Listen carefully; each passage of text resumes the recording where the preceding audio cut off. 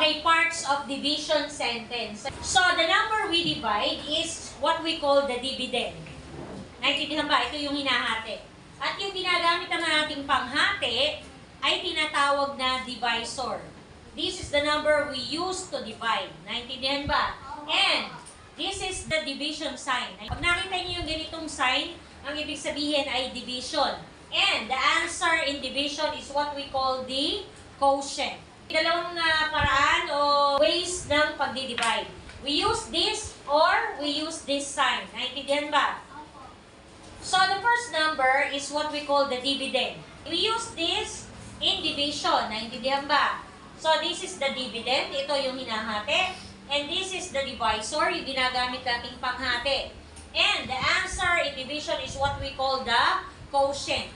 Ang sagot sa division o paghahati-hati ay tinatawag nating